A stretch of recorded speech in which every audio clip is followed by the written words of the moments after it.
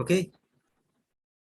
Yes, you can start off. Okay. Let I me think introduce you. There are some new students. a lot of new students. I see a Yes, lot of yes. students today. In fact, except for a few names, I can't recognize any other names, but welcome all of you, whoever is new and whoever is old. So let me introduce Abha, and Abha is not just he's a really transdisciplinary person.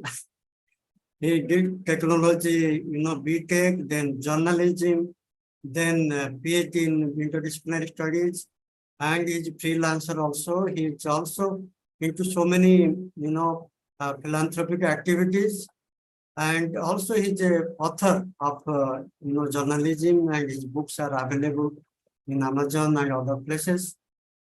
Besides that, what I can say, he's little bit like activism also. He takes social issues up front, and he's also a resource person.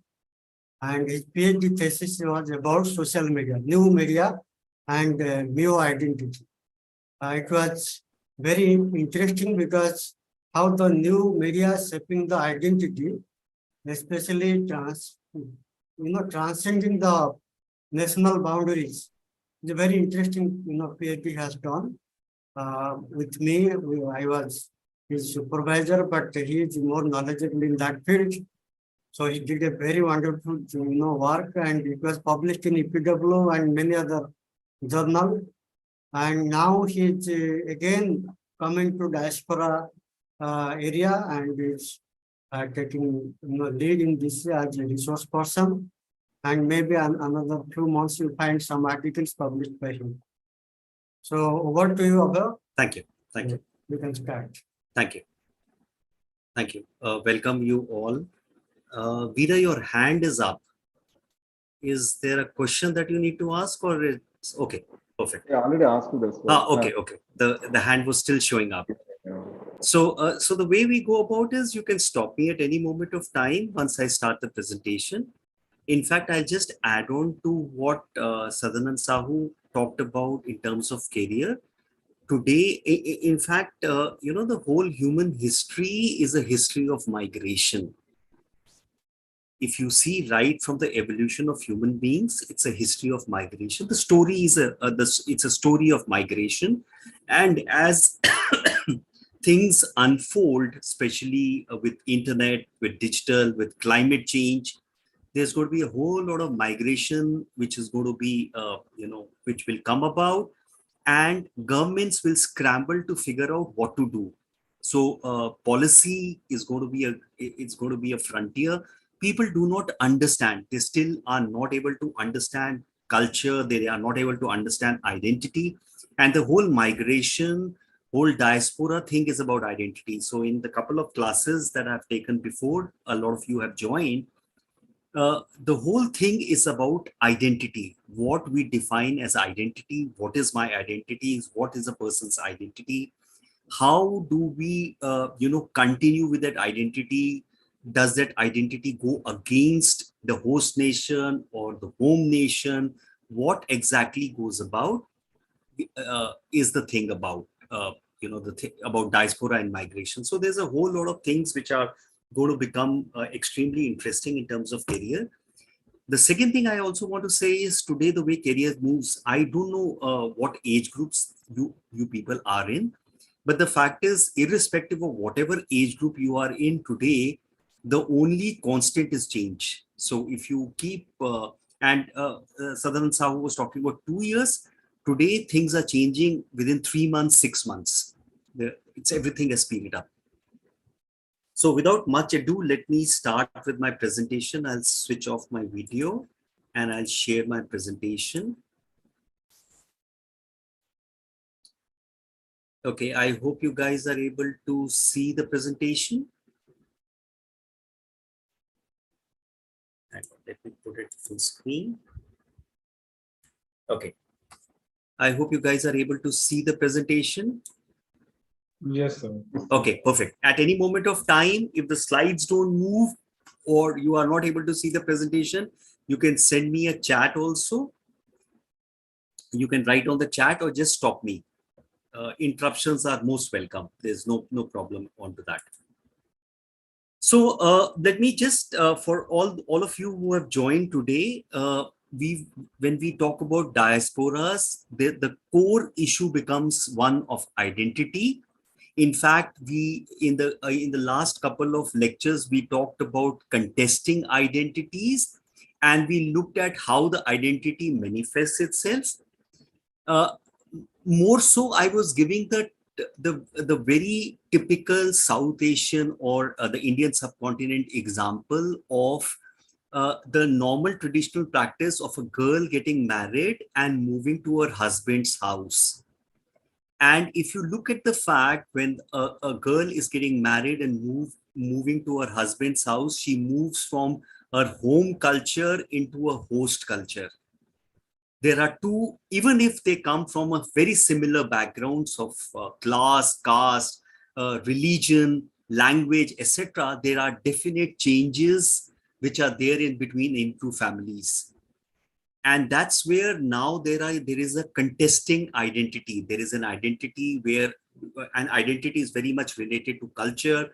She's grown up in a particular culture, has a particular identity, and moves into a host country or a host home where there is a slightly different culture, and now there is a contesting identity.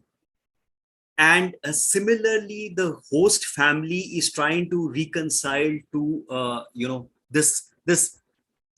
it's a very simplistic way of saying a migrant. It's much more than that. There's a marriage, there is a bond, there is an institution. And yet, if we look at it in a very reductionist fashion, that's what happens typically when people move from one country to another.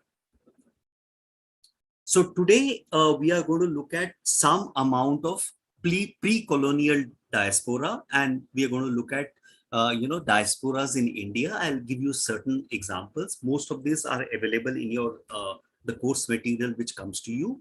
In case you are on Twitter, you can follow me. My Twitter handle is available on the frame.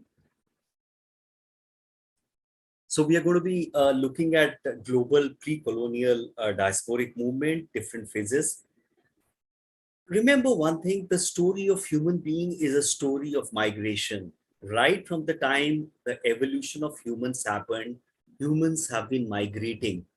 In fact, a very strange or an ironic story today, which is playing out, is US as a nation of migrants is having a debate of migrants versus citizens. So there's a whole lot of interesting debates which are happening. And whenever identity is associated with politics, there is an identity politics gets played out, and which can lead to violence, what we are seeing currently unfolding in the state of Manipur and a lot of places. There is an identity politics being played out, and it leads to all kinds of consequences. So we'll also look at key elements in defining pre-colonial. Remember, whenever we talk about definitions, we have to look at who is defining in what context.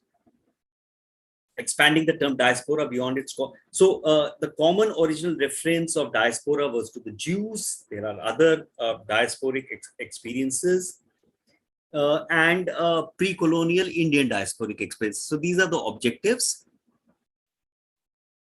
So the entire pre-colonial diaspora can be majorly divided into two categories, classical and others. See, these are also basically not watertight compartments in a way, but the definitions are given by certain people, and the basis of those definitions one needs to see. So for example, when we say classical, Cohen in 2008 includes Babylon for Jews, slavery for Africans, massacre and forced displacement for Armenian, famine for Irish, and strangely formation of the state of Israel for Palestinians. Though Israel was formed as a state in 48, which was colonial or post-colonial, but Cohen in his definition is talking about formation of the state of Israel. And in fact, the classical is a long history of traumatization and victimhood. So we will also see how the diasporas have been divided into victimhood, into trade, into others. And the others is defined by William Safran, Cubans, Mexican, Turks, and strangely, they use the term Hindus. One needs to also understand, the term Hindus was by far used for people staying this part of the river Indus. So maybe that's one of the reasons. If we are able to do a little more research, we'll find out that this could be possibly the only reason why there was the concept of India itself was a much later entity.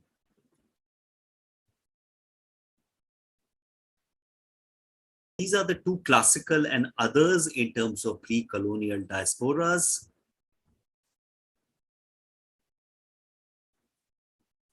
And as I was telling you, its existence is primarily driven with the concept of homeland, the concept of identity, what one identifies. See, inevitably, most of the concepts that you will see are constructs.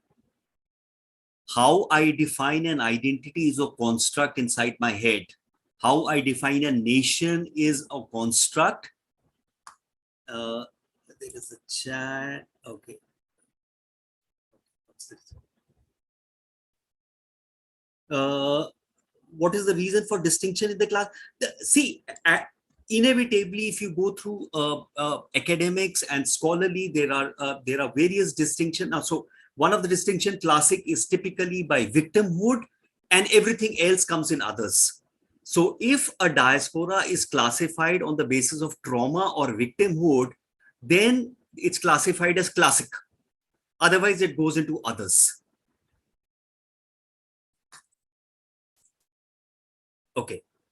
So inevitably, you whenever you come across a definition, always try and figure out who has defined it and what is the context of that definition. So inevitably, with the person who's defined it and the context, the definitions might change. For example, as Dr. Sahu was talking about, my PhD thesis was on a community called Muse. Muse is a community which stays in what I did was Muse in Haryana, but Muse is a community which is spread in the Indo-Gangetic plain. This community over history has been a community which has suffered victimization and trauma. And today, Mews are found not just in India, they're found in Pakistan and all across the world. In fact, during when partition happened, 50% of the Mews traveled from India to Pakistan. So, it again is how do we look at it, who defines it? So we can actually look at and define certain things based on victim, but that's how the definitions have worked out. Diaspora also has a sense of belongingness, and maintenance of dual residence often gives a sense of emotional support. Think about the fact that the girl who has got married and moved to a new home, what will be her sense of belongingness? And then more often than not, she's moving into a new household where there are new people. And when we look at, let's say, an arranged marriage, there's an absolute newness in terms of every person that she's interacting with in the new home.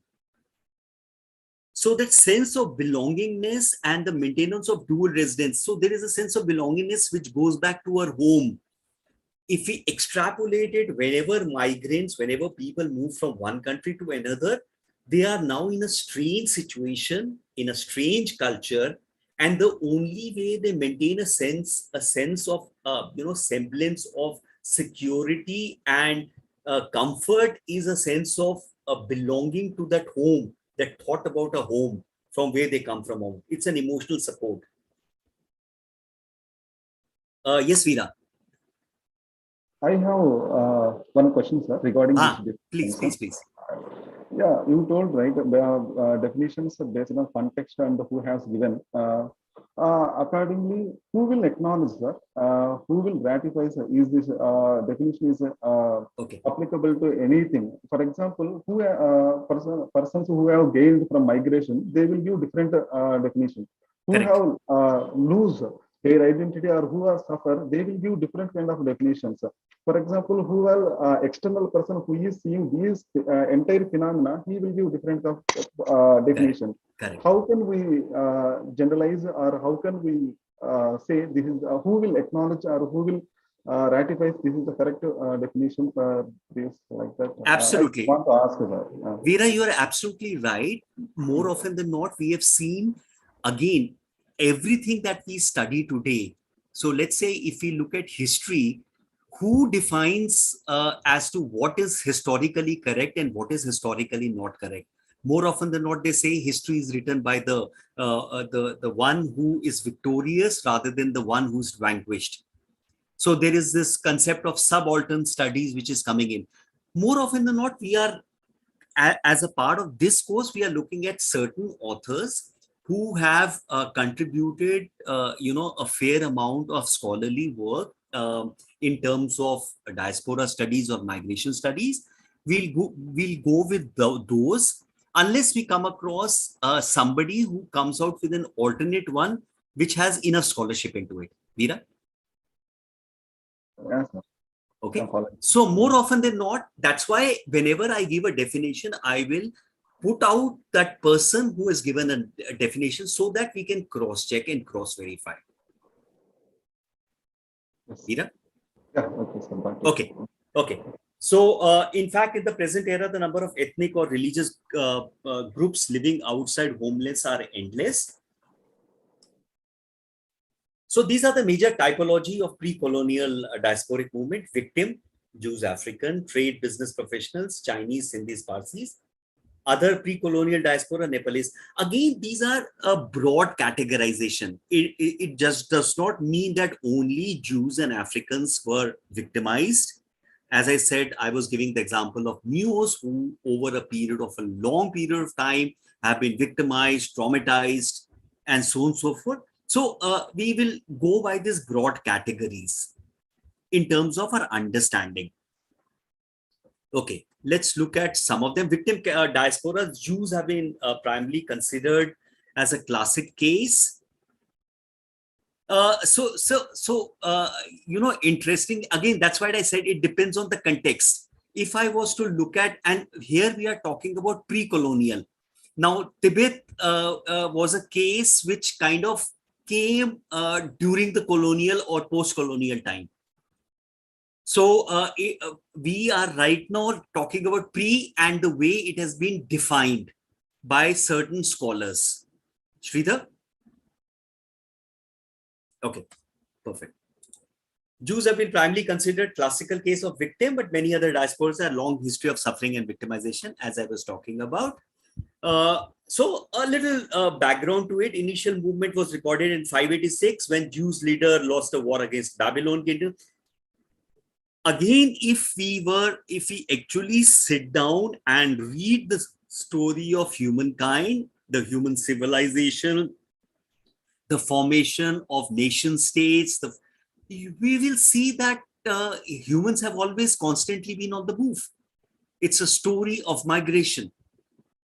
And, suddenly after the nation states got formed, it's in fact today a great contestation which is happening with internet and globalization, encouraging people to migrate and move.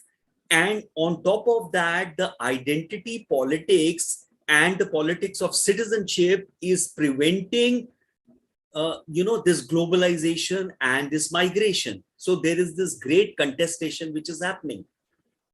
And when we look at academics, we have to be those that observer who he or she can look and understand things. So after the loss, the Jews leader along with the community were exiled, were forced into desert, the land promised by God to Moses. Tradition suggests forever became dispersed. Cohen, 2008. So remember Cohen, now the name comes again. The dispersal created a notion of suffering, separation, and insecurity, which always is the case. Migration always leads to suffering, separation, and insecurity in a foreign country. But here, their own homeland was notional because they didn't have a homeland. A feeling of separation from origins, a sense of identity crisis. And if you notice in all those lectures, in all the lectures on diaspora and migration, you will always come across the word identity and crisis.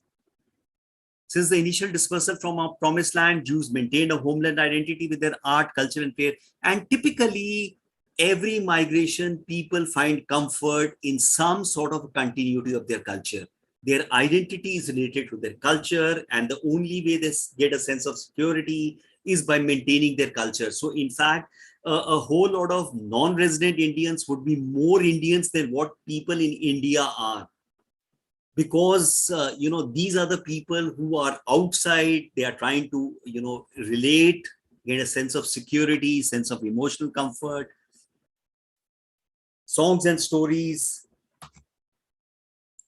Okay, migration during Pi can also be looked as a victim writer. Absolutely, Vijay, you are absolutely right. But again, we are looking at pre-colonial right now. That would be typically colonial and post-colonial. So again, as I said, what is the context, Vijay? Okay.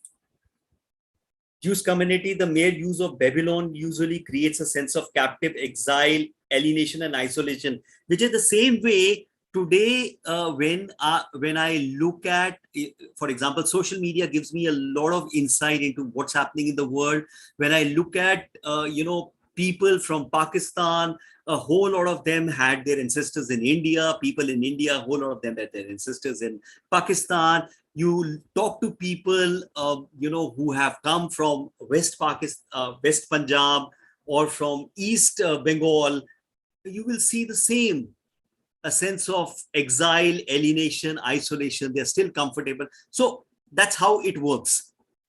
Okay, in fact, the plight and sharing of grief helped Jews preserve the homeland identity and forward this as a common goal. So that's how all diasporas work. 71 years later, 515. This I'm giving a little historical basis to the diaspora. Attempted to return, could not succeed. Communities in Alexandria. These are again pre-colonial. Remember, that's why Antioch is nothing but Asia Minor, Babylon. These are all pre-colonial. By the end of 4th century BC, a great number of Jews were spread outside Israel, they don't living inside.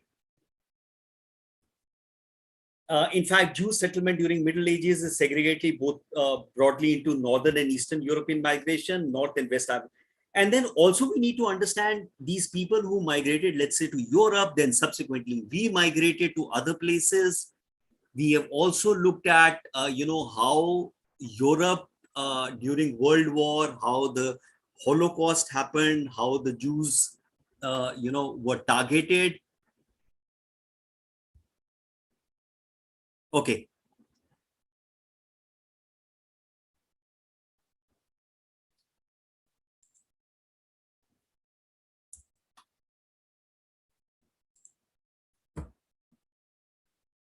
Okay, Jew settlement, both Northern and Eastern, Northern and Western migration. In India, Jewish community has a long history of arrival in India. In fact, Judaism was one of the first religions to arrive, and majority of Jews living in Mumbai. Other major residents of region of residences are Kerala and Kolkata. So that's in terms of Jews diaspora in India.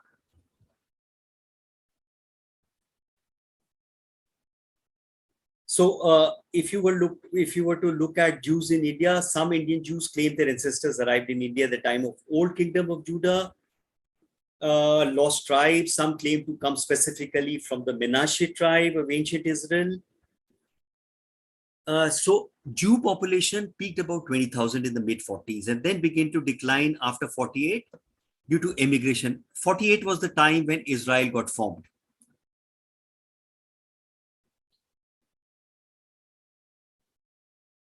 Now, this is again an interesting thing in terms of migration and diaspora, as migration does not happen in a single wave. They happen in multiple waves.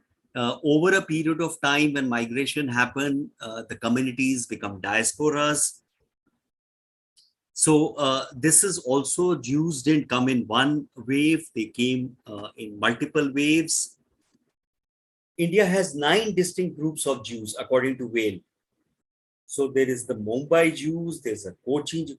We're just talking about a population of about 20,000, and yet they were segregated into so many types. Cochin Jews, the Chennai Jews, the Nagakol, the Goa. And if you see, as I was talking about, they would migrate, let's say, to Europe, and then from Europe they will come to India. So migration was a continuous process. Chat. Vijay, again, the point is, how does one look, define, and identify? So rather than going by, the whether they will, so Vijay is asking a question: will Jews still be considered victim diasporas? The point is, Holocaust was a single, it was a huge event where uh, lakhs and people were put into gas chambers. So it was a momentous event in the human history of things. And again, when we are looking at the pre-colonial diaspora, and the fact that classically diasporas were defined with Jews, and a definition was given. They were categorized as the victim and trauma. So, in fact, a whole lot of Jewish identity still might consider themselves to be victims, and to be one of the victim diasporas. Vijay?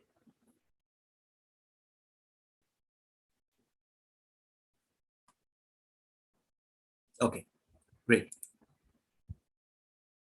Besides this, the Karachi Jews, they were Jews in Karachi.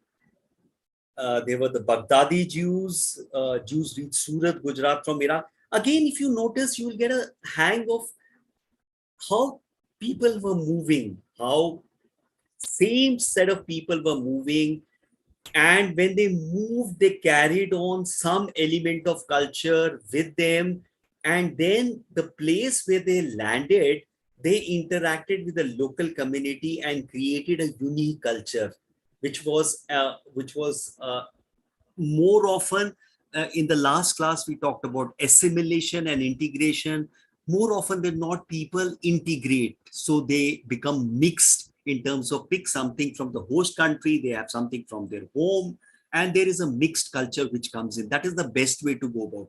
In fact, in the comparison between assimilation and integration, integration is always much better, because then there is a diversity, and diversity always provides richness. So there is something called Telugu Jews also. A small number of Telugu speaking Jews also claim ancestry from Ephron, one of the sons of Joseph.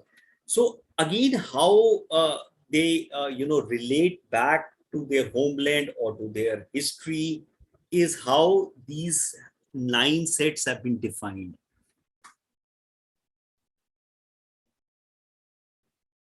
Then we come to trade and business diasporas. Cohen, trade and business can be considered as a socially interdependent but partially dispersed nation. Diaspora trade can be considered the most common institutional form after location-based marketplace. Again, coming back, and you'll see a lot of repetitions of this will happen. It's a story, human history is a story of migration. There were people who were continuously on the move, they were trading. For example, we have a whole community, the Sindhi community, which did extensive trading. Traders live in another town, learn the language, customs, business practice of their host, and then start exchanging goods. So this was categorized in trade and business diaspora. Again, as I said, this may not or need not be watertight compartments, but this is broadly the way things have been defined. Curtin and his book Cause, Culture, Trade in World History documents the network of merchants in Africa, Anatolia, Mesopotamia, pre-Columbia, China. Some of the major forms of trade and business diaspora can be considered as Indian, Chinese, and Lebanese. Pre-colonial, hang on. Were there Jews who came for trade among these different settlements? I see some came as merchants as well. So Sridhar, we are dominant cause. So inevitably, you will see that there are all kinds of migrations which are happening, but we will, in terms of categorization, we will go with the dominant cause. Sridhar? Okay. Trade and business can be considered Indian, Chinese, and Lebanese. For all those people who said Indians do not trade, or we do not understand this, or this did not happen, the human history is much more nuanced and complex rather than how we, understand it in a very reductionist fashion. So all kinds of things have happened, all kinds of movement has happened. So let's look at a case study of trade and business diaspora, the Chinese, a little bit about their history. They are clan-based, high level of resilience on family and clan unit, which gave rise to China's famous ability for adaptation. Most convenient example of adaptability of Chinese can be seen with the example of a fishing village. So they were invited into Singapore. Sir Stamford Raffles, a British administrator, Chinese traders to Singapore to develop ports in the 19th century. Arrived in significant numbers, quickly learned European laws, trade practices, soon became speaking English. High rate of adaptability provided an opportunity for Chinese traders to settle and expand. Now, this is, look at Indians. The way Indians have moved into Africa, they've done business. So that is why they have been categorized majoritarily Chinese, Indians, Lebanese in terms of pre-colonial. The arrival of Chinese to India traced back to centuries ago, more prominent in late 18th century when many Chinese arrived at ports of Kolkata and Madras. Continued to live social and economic life in Kolkata through production and trade of leather products, Chinese restaurants. Today, Chinese diaspora in India are mainly located in ethnic neighborhoods of Kolkata and Mumbai. So there is this diaspora in India, and in Kolkata, there are two Chinatowns. Presence in Tiritha Bazaar and Tangera markets has gradually declined. In fact, what the older generation used to work has changed. The younger generation are looking at something different. Restaurants there used to be a lot of Chinese restaurants in Kolkata, which are no longer there. They have shut down. So in fact, the new generation is prefers dentistry. Many of the shoe shop near Dhamtola are owned and operated by Chinese. There was one Chinese newspaper in Kolkata called the Overseas Chinese Commerce of India, or Songpo.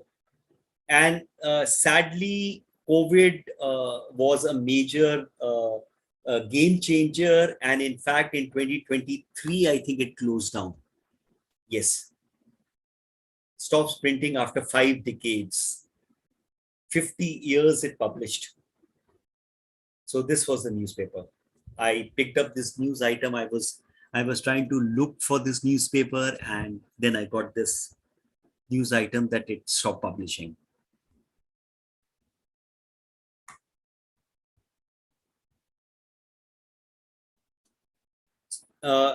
Quickly look at Sindhi diaspora. In fact, a lot of these diasporas will be talked in detail later. Sindhi diaspora comes under a broader definition of diasporic myth and memory of homeland, because there is no country called Sindh. Sindh has also played an important role as a commercial gateway between Central Asia and Northern India. In fact, in Indian history, we studied about how Muhammad bin Qasim the Arab traders had attacked Sindh. In fact, very interestingly, when I was doing my PhD on the Meos, One of the theories was the Neo and Jats inhabited Sindh. And when the Arab traders attacked Sindh, both these communities traveled and came across the Indo-Gangetic plain. Because Sindh had played a very important role in the commercial gateway between Central Asia and Northern India. So it's still a very important point. Sindh occupied a geographical space on the Central Asian route. Sindhi community has a strong trade orientation, knowledge about the people of the region.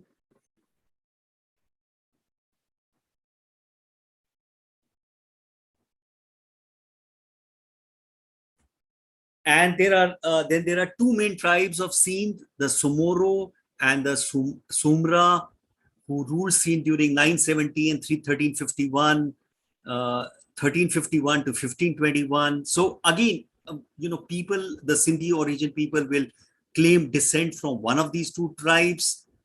So some of the Sindhi Rajputs are Bhuttos, Junejo. So you'll see these surnames and you say, oh, that's how it works. The Sindhi Sipahi of Rajasthan and the Sadhai Muslims of Gujarat are communities of the Sindhi Rajputs settled in India. In fact, the migration and diaspora studies gives a larger context and a larger canvas to look at our own history and the history of humankind.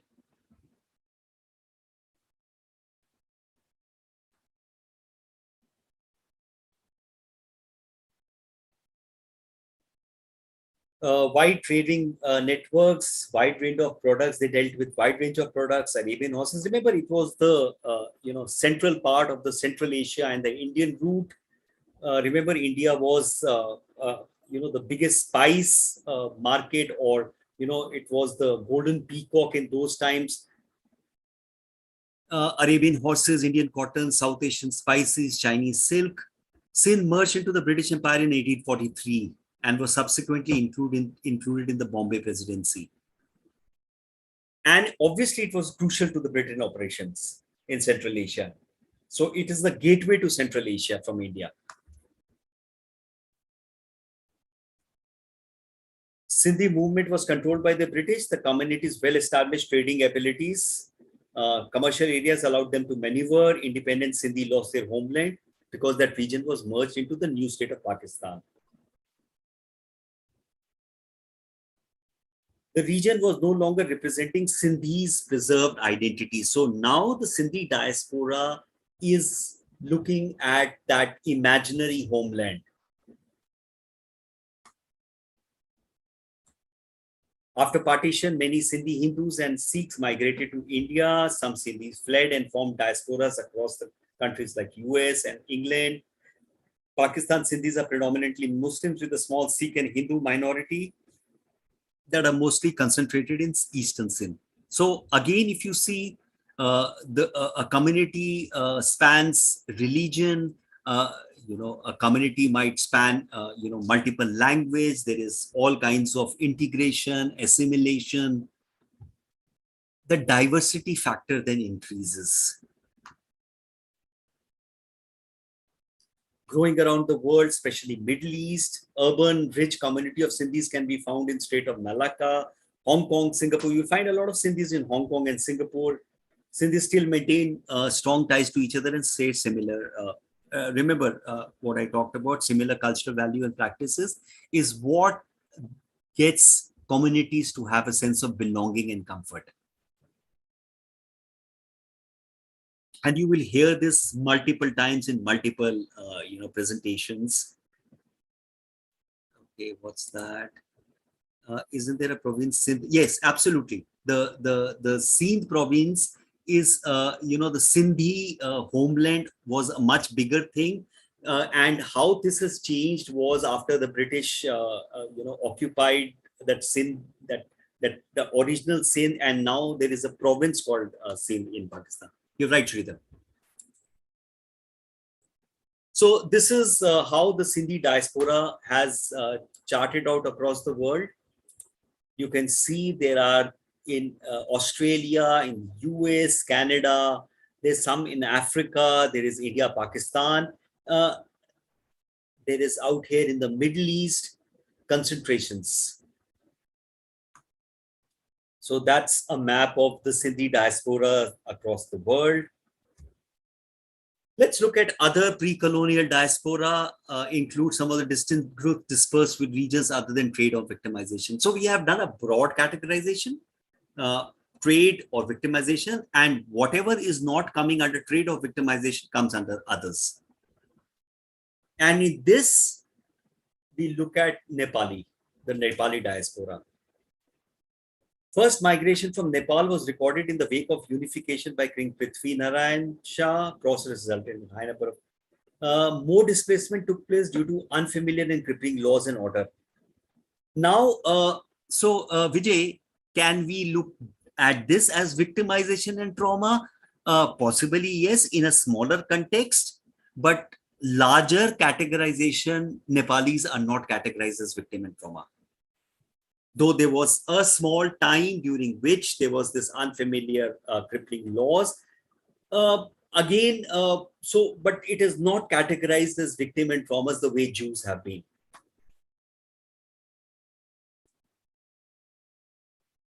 The movement of Nepalis further escalated when British decided to engage Gorkha soldiers, 1814 and 1816. The recruitment centers were created near the bordering areas targeted in Central Asia. Nepalis mainly worked in forest road construction sites, mine plantation, and so forth. So a little bit about the Nepali movements of Nepali. Hindu and Buddhist intercultural influence was always there. Nepal actually developed after the Peace and Friendship Agreement of 1816, First Anglo-Gurkha War. So you see how the nation states were also being formed. The colonization was a major reason for various nation states and how it moved. The Indo-Nepalese peace agreement of 50 set standards for population movements between the two countries. For people who do not know, you can move into Nepal and back without any visa. It's very easy, the movement between India and Nepal. And that was because of the 1950 Indo-Nepalese peace agreement.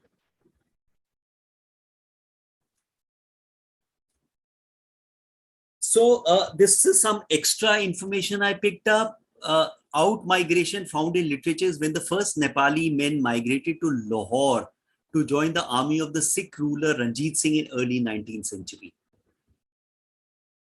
Later on, Lahori became the nickname given to people who joined the armed forces of India, Hong Kong. So you will have Gurkhas in India, Hong Kong, Singapore, and United Kingdom.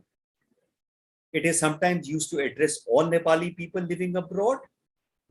Recently, the working class migrant laborers are now termed new Lahoris, while the word non-resident Nepali is gaining popularity. So how, categorizations are done, how, for example, the older migrant laborers do not want to be associated by the term Lahoris. They are looking at a much more modern term like non-resident Nepalis, like non-resident Indians gaining popularity. And Iran seems to contribute to its social status. Again, a sense of identity. How am I as a person looked at? The hills of Kumaon and Garhwal, the hilly regions of UP, North Bengal, Sikkim, Darjeeling, have become important destination for Nepali workers. In fact, one of the students told me about how Nepali workers are working in Kerala. He comes from Kerala. So there are Nepali workers in Kerala also. According to bilateral migration metrics published by World Bank, currently 5 lakh Nepalese live in India. However, the actual numbers may be multifold considering lack of border control and entry regulations. So this is some additional information which is not in your course material I picked up, which I thought is a very interesting case study. We know so little about, so many diasporic communities living in India. Okay, we are coming to the end of time. Okay, summing up. Pre-colonial diaspora networks can be largely categorized by 2 distinct categories, victim and trades. Victim diaspora largely include Jews, Africans. Please subscribe to YouTube channel. Okay. There's a YouTube channel where all these lectures are streamed. You can definitely download those videos for viewing later and for sharing. Can be largely characterized by two major distinct categories. The victim diaspora largely include Jews, Africans, and Armenians. Trade diasporas include Indian, Chinese, Sindhi, and Parsis.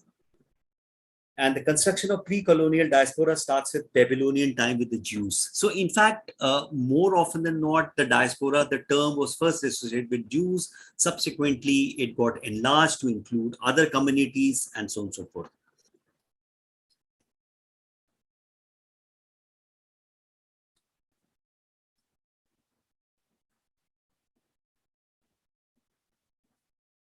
Okay. Chinese, Indian, Parsis are categorized under trade diaspora. Nepali diasporas gets categorized under the other category. Cannot be categorized as the victim of trade diasporas. Again, as I said, broadly, you cannot take specific examples of a particular group, but broadly these are the categorizations.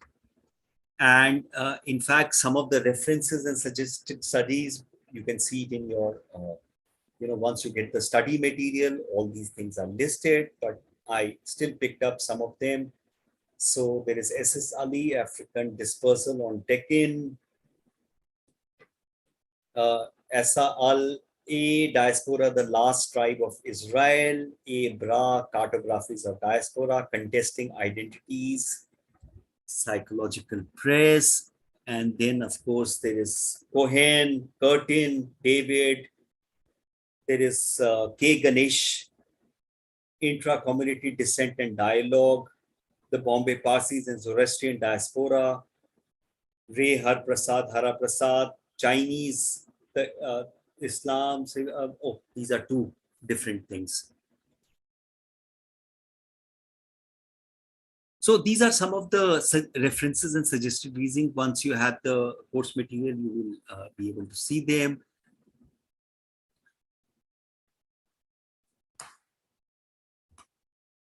Okay. Any questions?